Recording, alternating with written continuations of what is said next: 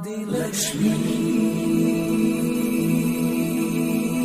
सुमनसवन्दित सुन्दरि माधवि चन्द्र सहोदरि हेममयि मुनिगणवन्दित मोक्षप्रदायिनि मञ्जुळभाषिणि वेदनुते पङ्कजवासिनि देव सुपूजित सद्गुणवर्षिणि शान्तियुते जय जय हे मधुसूदन कामिनि आदिलक्ष्मि जय पालय माम्।